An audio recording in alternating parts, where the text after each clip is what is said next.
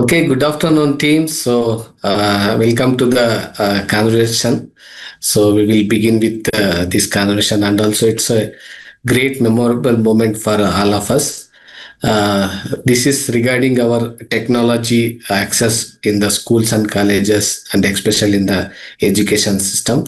So, what we are had experience, what is our thoughts, what the challenges we had faced in the education system and community, and the youth perspective, and also community perspective, and also education perspective. So we'll continue these conversations.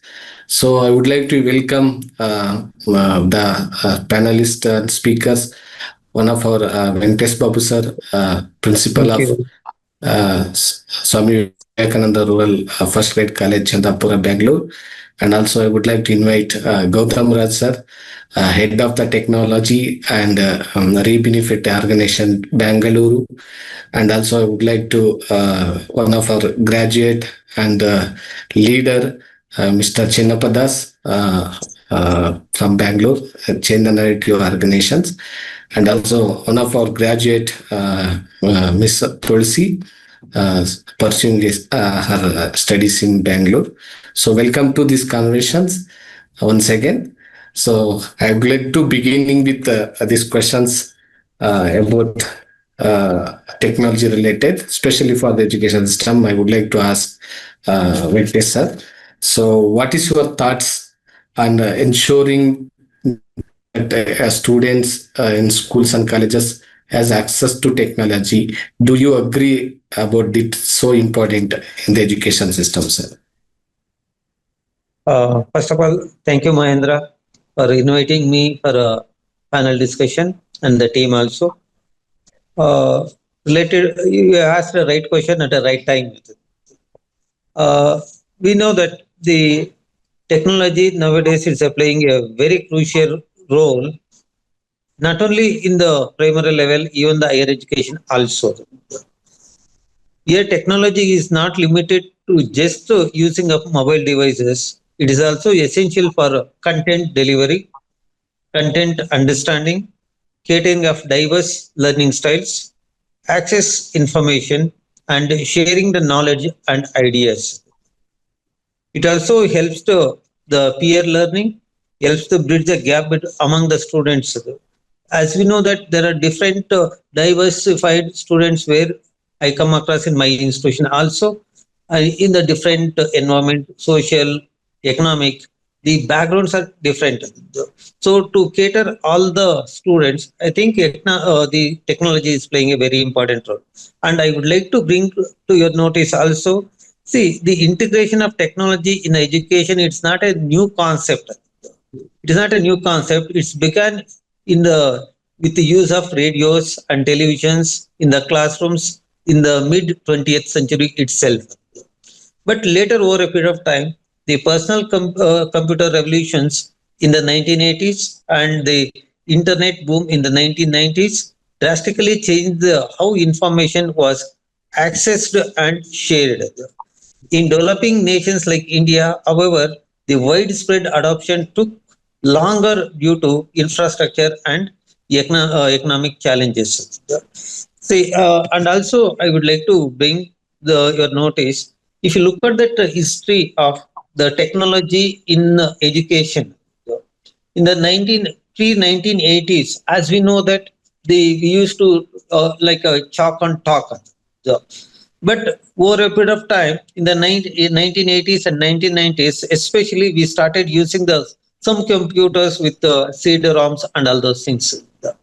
But in the 2000, especially when the internet and multimedia, as the started, e-learning platforms emerged in that case, and especially in the 2010 onwards, it's really a revolution where we are seeing in the education, not only the education, all over the other fields also, though, where the mobile, the smartphones, where it came to the market or even the uh, countries.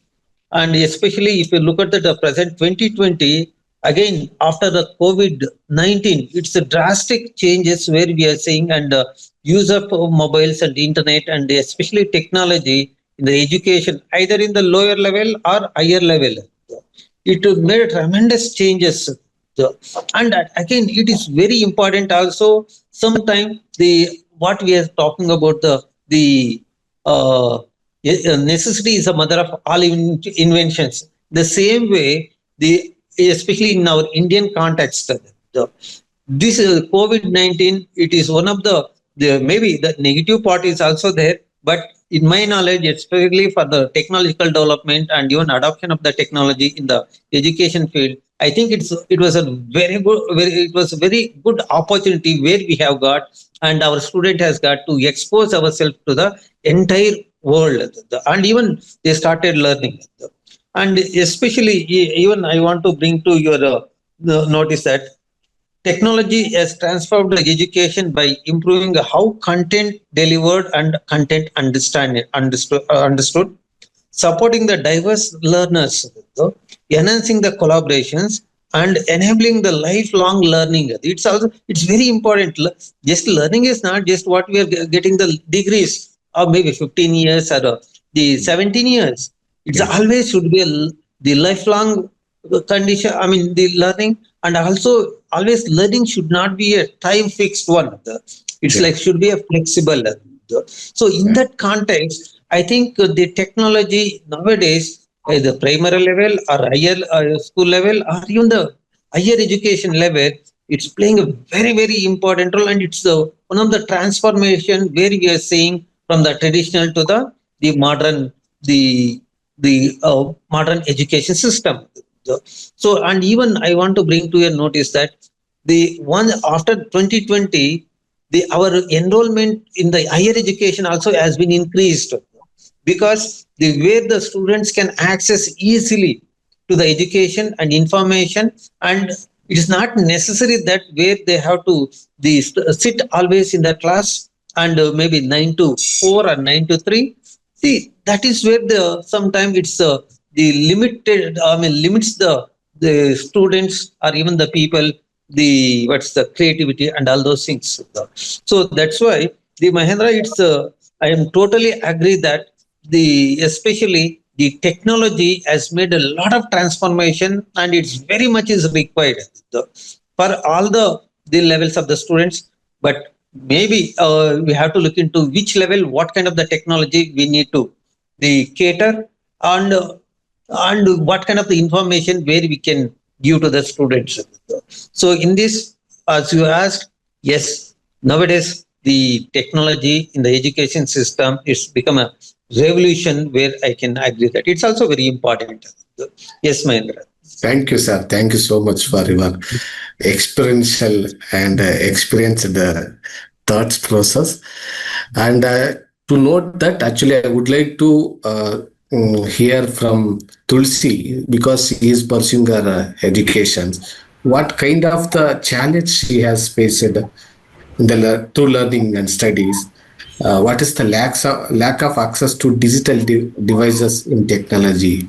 So I would like to invite to Tulsi from you, hear from your end here. Yes, Sana. Good afternoon, everyone. As a young person, I honestly feel not having access to digital devices and technology that has made me really learning tough.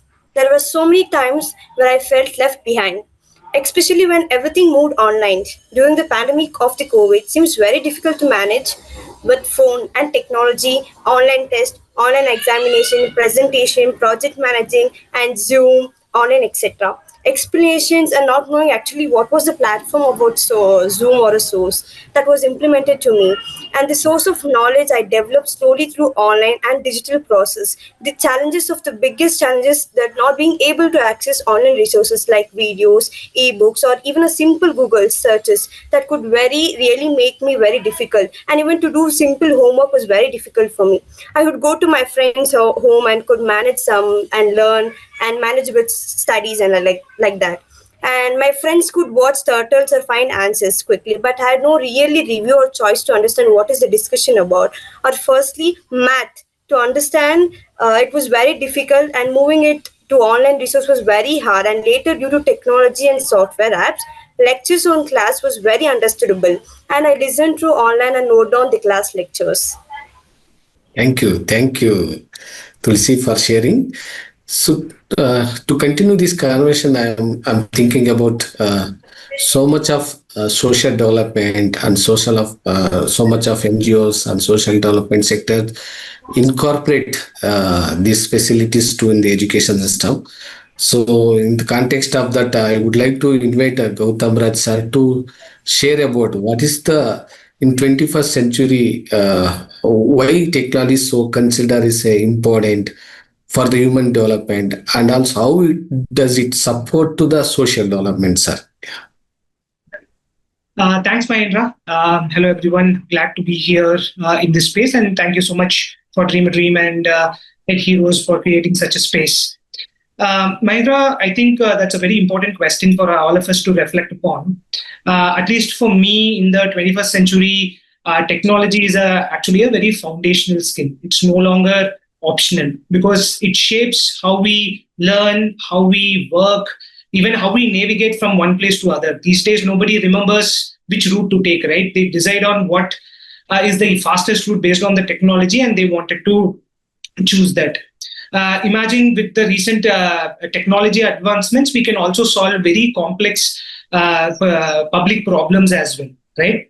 So in that context of social development, so technology is no longer just about having devices and having internet access. It's about building agency in young people, helping youth of India to actually understand what they want, express it, bringing in the 21st century skills of critical thinking, problem solving, entrepreneurship, etc. Right? A young person with the right set of tools these days can actually solve any civic problem. When I say civic problem, it is a problem that is happening in their locality or the neighborhood, like a pothole issue or a black spot. When I say black spot for international audience, garbage that is not being disposed properly, right? And they can also, using technology, they can collaborate and find common solutions that works for their locality. All of this can be happened with your handheld mobile device. That is itself is a great game-changing option that we have at this point when we leverage technology for the larger good. So in the context of our work at Reap Benefit, we have seen a lot of young people using very basic WhatsApp-powered chatbots to solve civic and climate issues.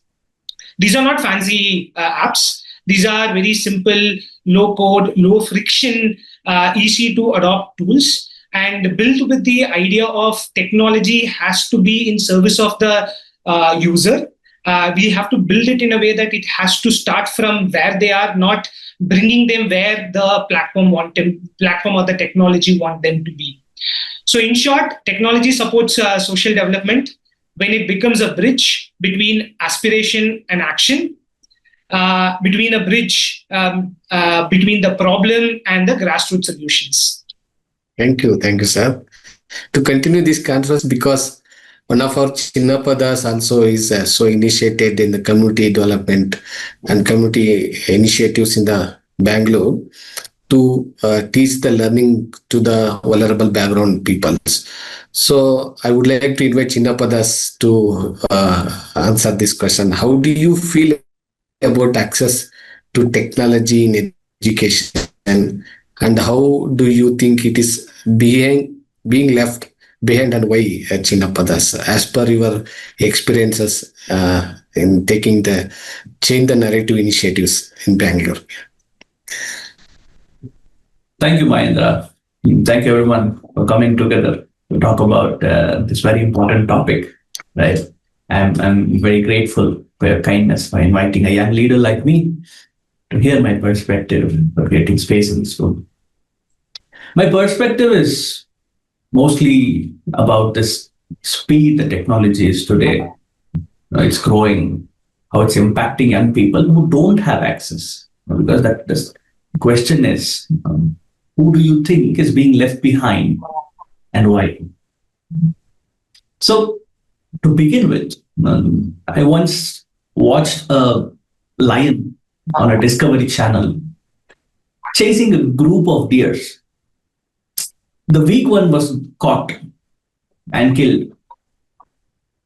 It shook me because this is exactly what's happening in our society today.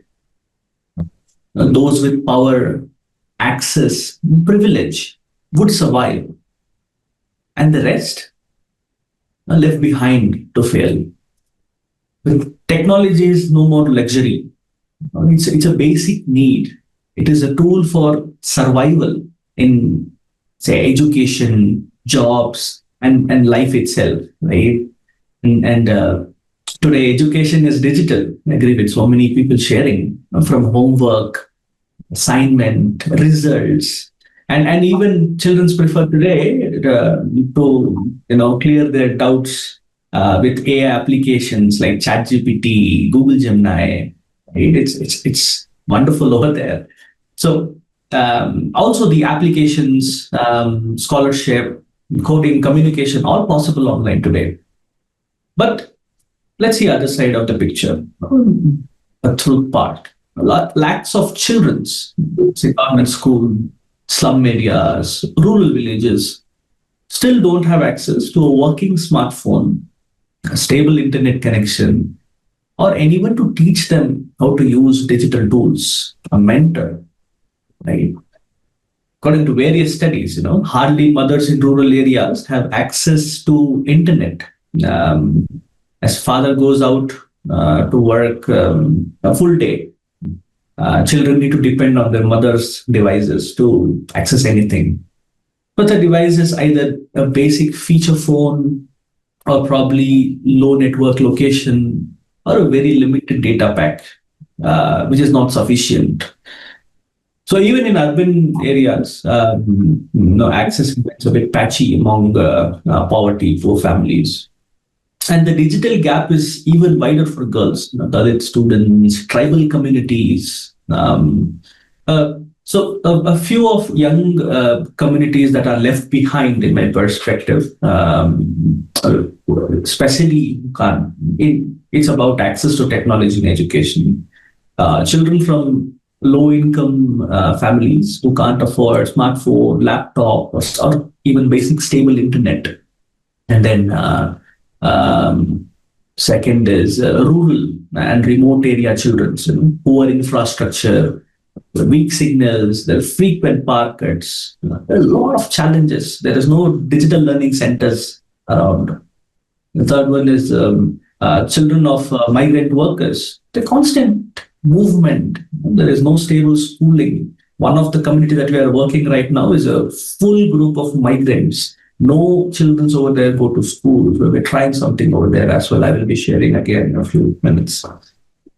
And girls in strict and conservative households, they're denied phone access, burden with home chores, lack of family support. Also, children with disability, no accessible devices or inclusive learning platforms.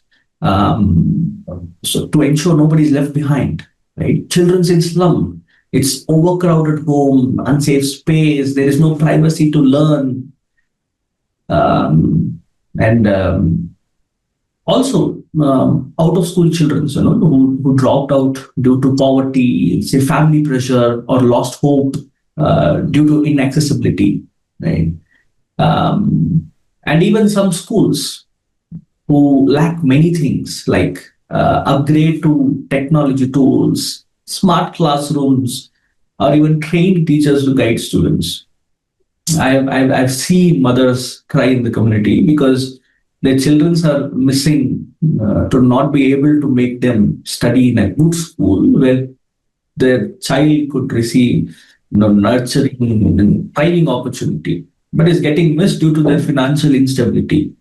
Imagine those emotions, knowing your child is smart, capable, eager, completely cut off.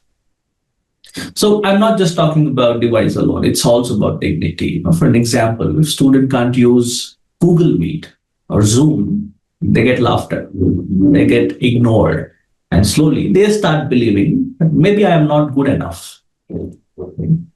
So today's education system, I feel, my personal perspective is it's kind of one size fits all, but the world is not.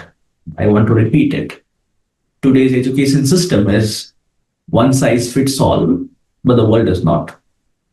We expect every student to perform equally without giving them equal tools.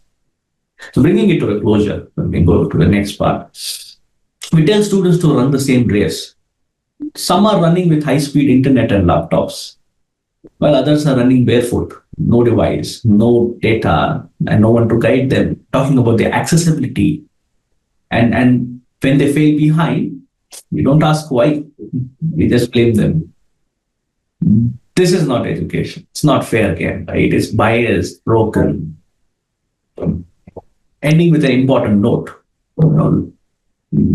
The jungle may run around a concept called survival of the fittest, but the society shouldn't. In nature, the weak gets left behind. But in humanity, we are supposed to lift each other up. The future of India is digital. Then access must be universal, not privileged alone. We are not here to create winners, losers. Right? We are here to build a world where every child can stand, speak, and succeed. That is how we change the narrative. Thank you, Mahendra. Thank you, Chitappa. Thank you so much. I really like that last word you said. To continue this last word, I would like to invite Venkatesh sir, because in the teachers also in the schools, in colleges, still not fully prepared to effectively using the technology in the classrooms. So, what is your opinion on this, sir? Actually,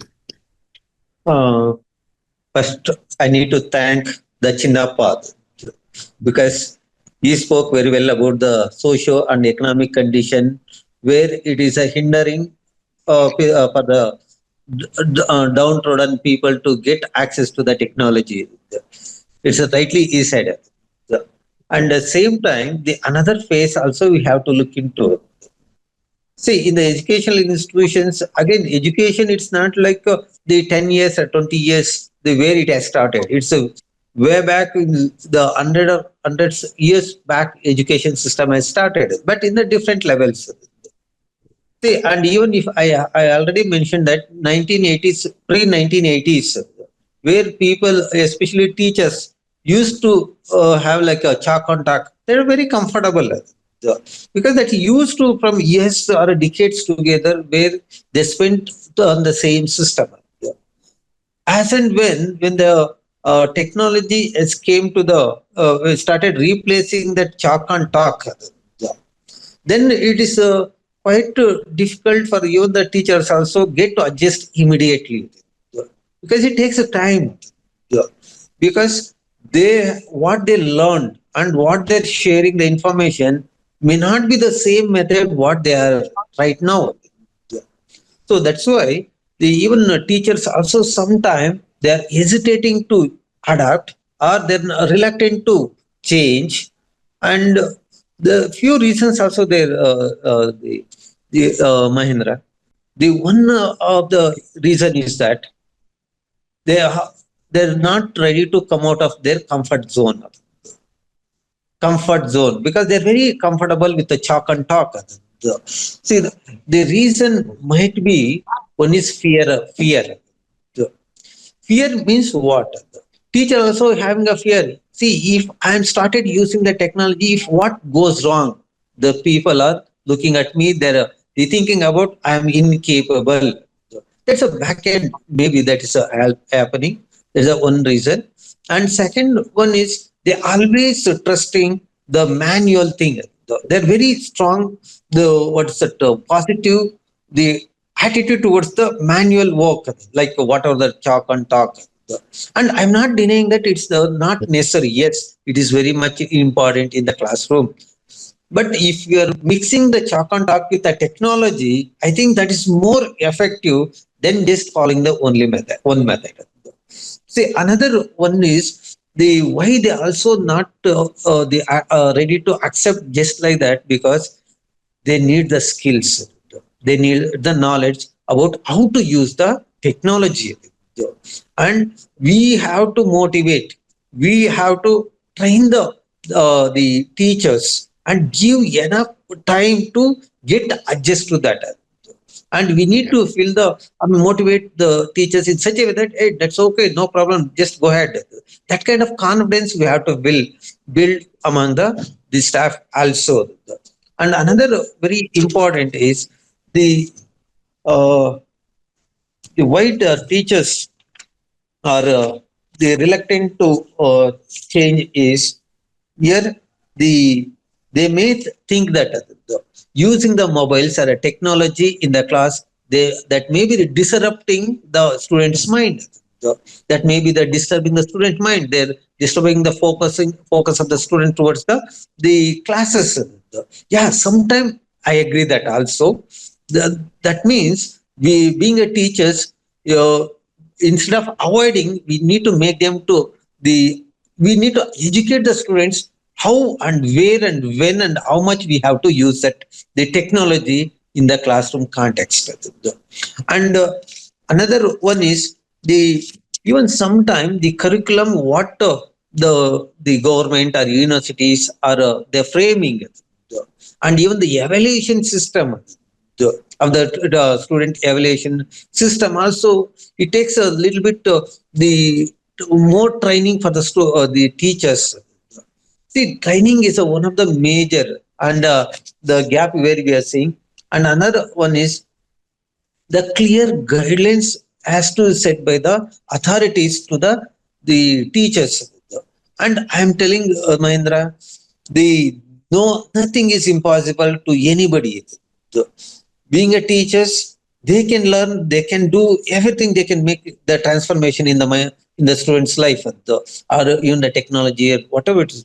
But we have to give the time, we have to give the what is the training, and we need to give the what is the facilities or infrastructure what it is required for the teachers. And even I want to quote that Chinapadas the concern also, because here in our education system we're having a different the educational institutions are there. Take the example of government school, the aided school, or a private schools, or the central syllabus, state syllabus. So like that there are different the systems are there. But the yes, everything is okay, but do we have that kind of the infrastructure the equal to all the educational institutions? No. Especially if you look at the remote areas, the government schools, or even the schools where they're having in the slum areas or such kind of or hilly areas or tribal, then absolutely this is very difficult for them. But make sure that the authorities or wherever it is possible, we need to provide the infrastructure to them, and first to train the staff or teachers to accept them.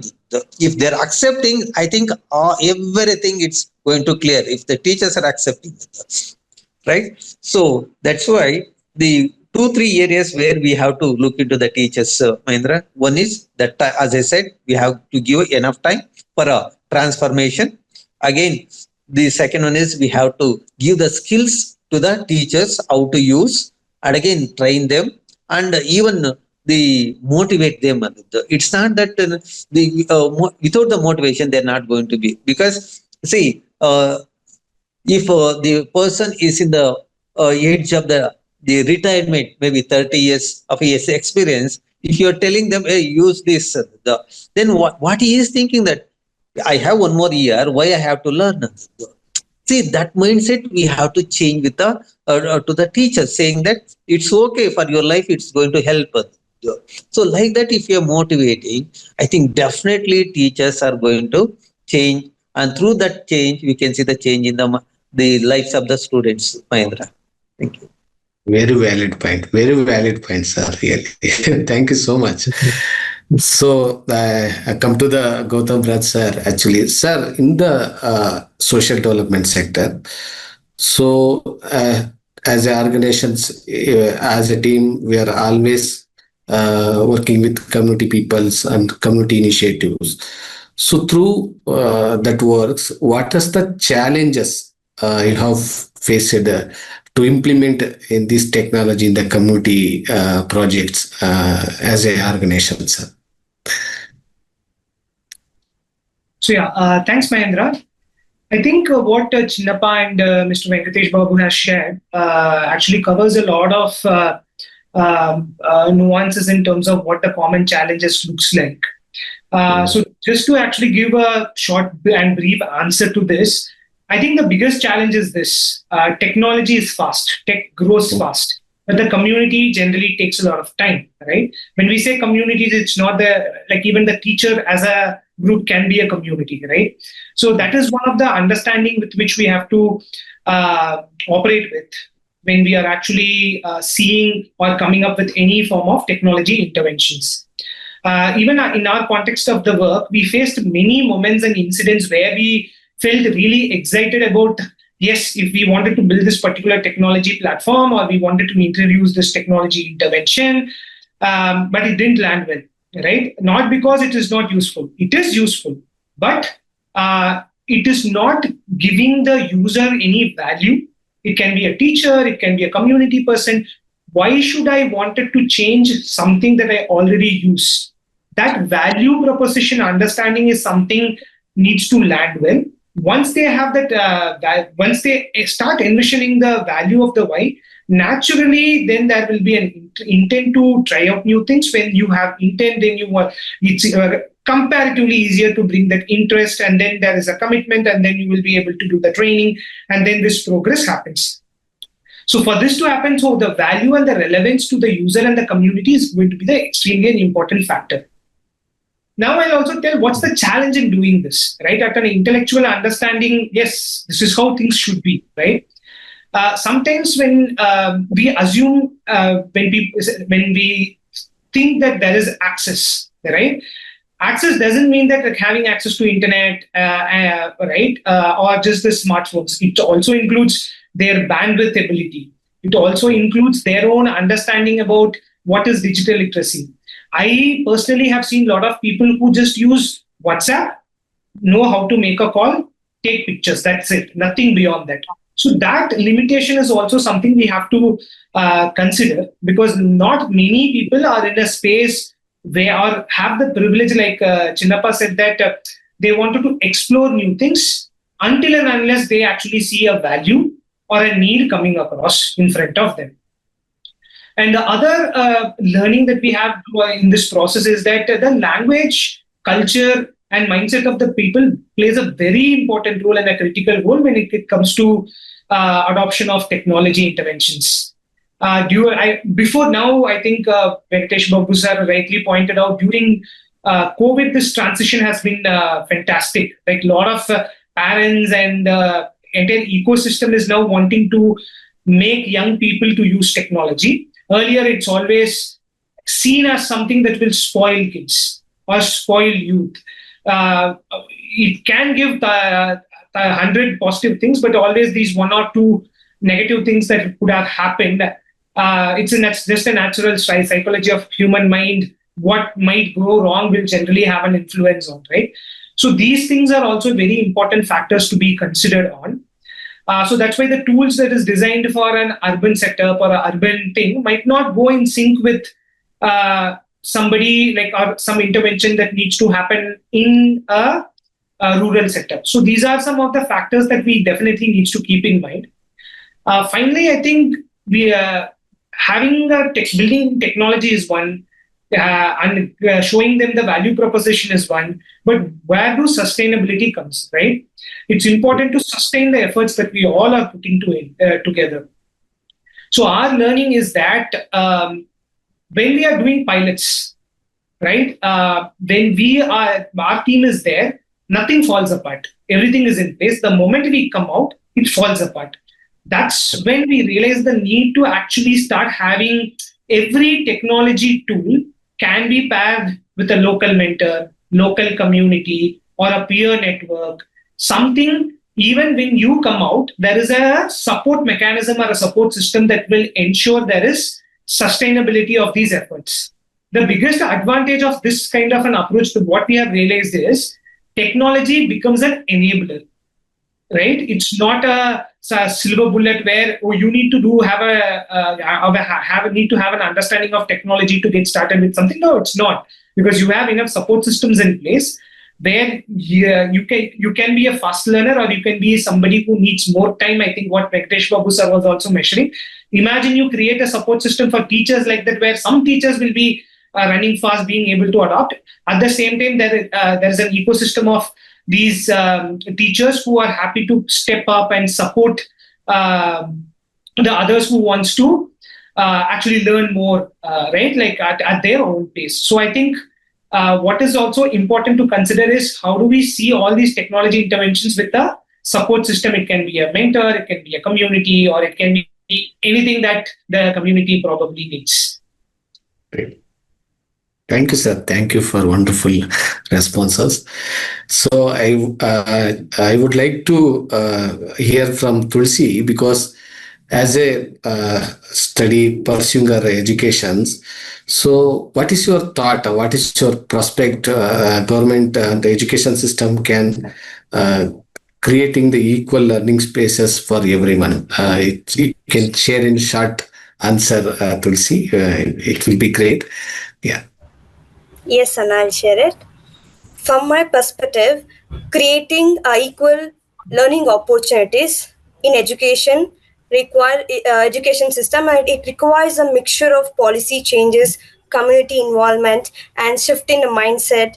And one of the first and most important thing is that we have to make sure that every important step, whatever we are making decision, that should implement on schools, and no matter what, where is the location, or what is the funding, and we have to raise the funding from a community side, and we have to access the same equal education and resources like updates, textbooks, technology.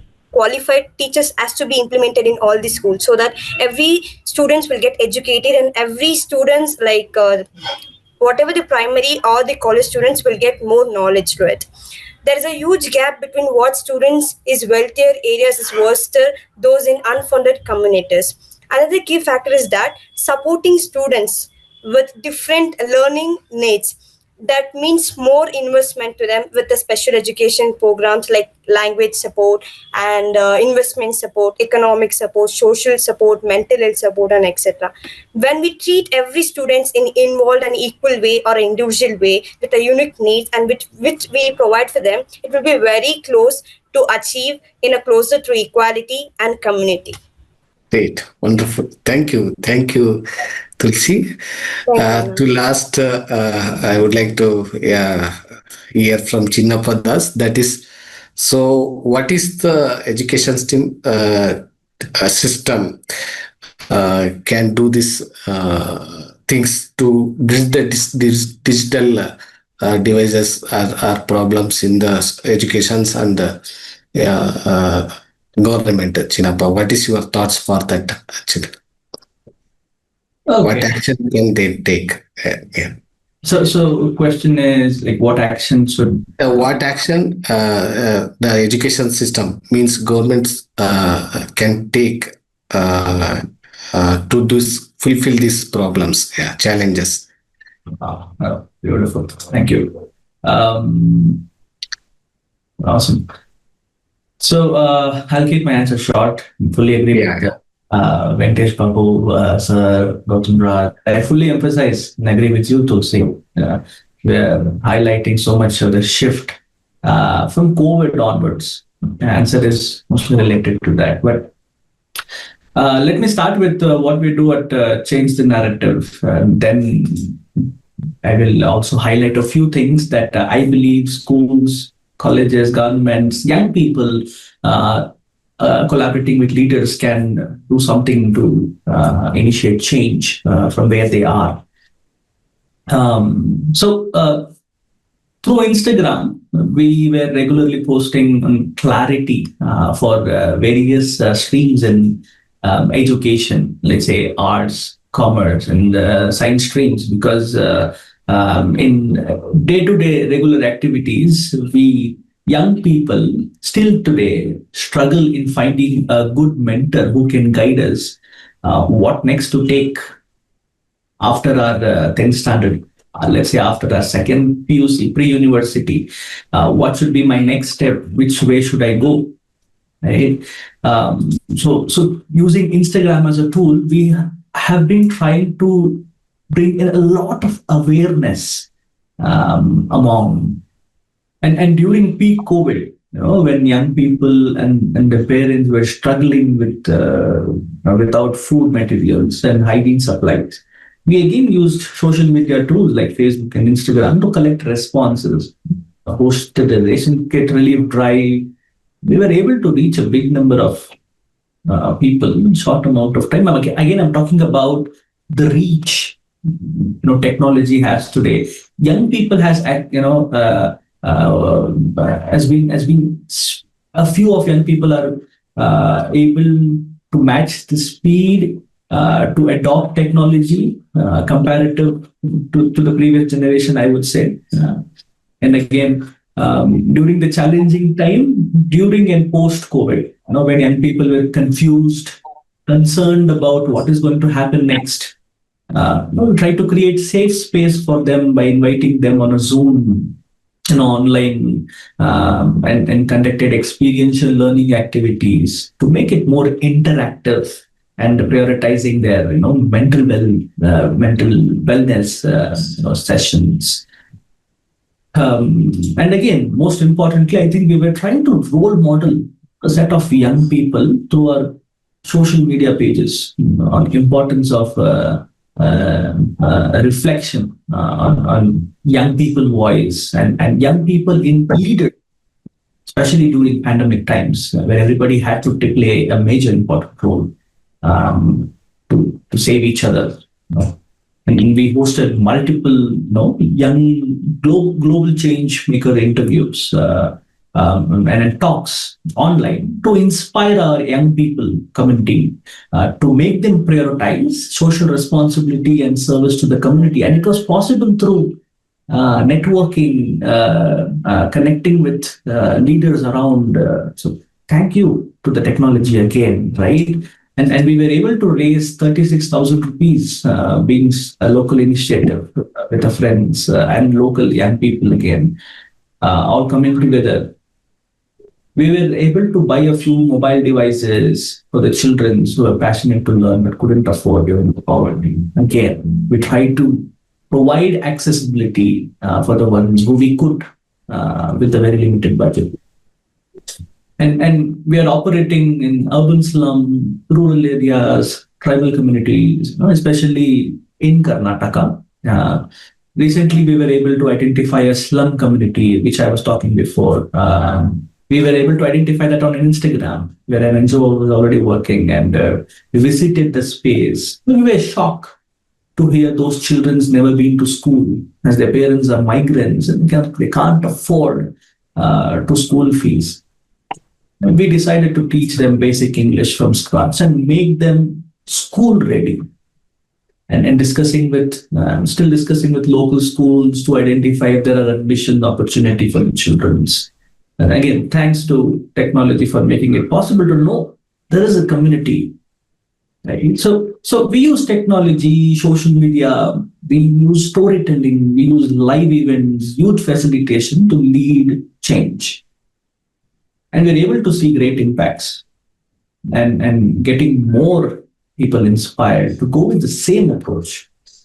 And we believe and we're going with the same flow. Again, thank you to technology.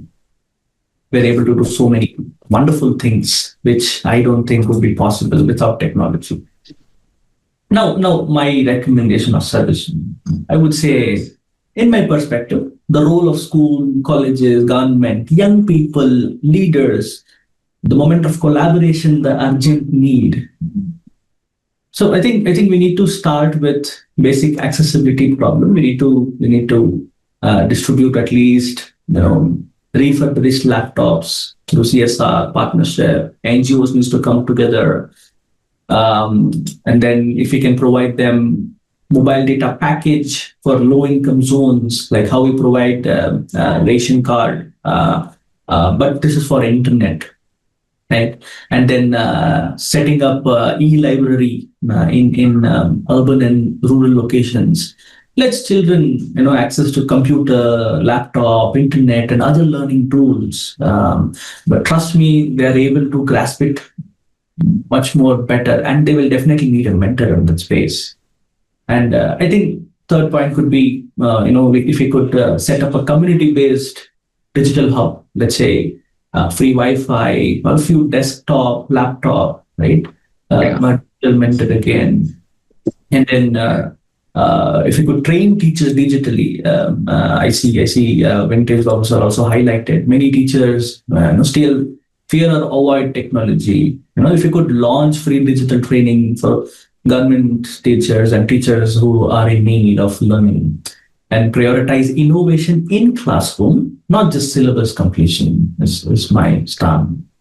And if you could promote peer-to-peer learning, right? Young people teaching other young people, it is powerful, relatable, effective, right? If there could be a program called Each One Teach One, I was talking about with my friends, in schools and colleges, if a 17-year-old can teach a 14-year-old how to email, it builds more than knowledge.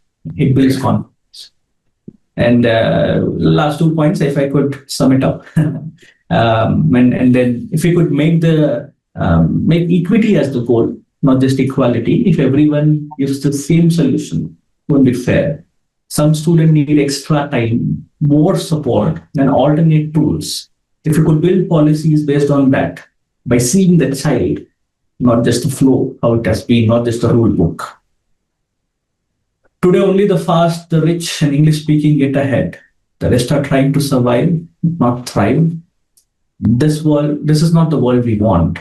We want a world where the intelligent, the struggling, the curious, and the confused all to grow together.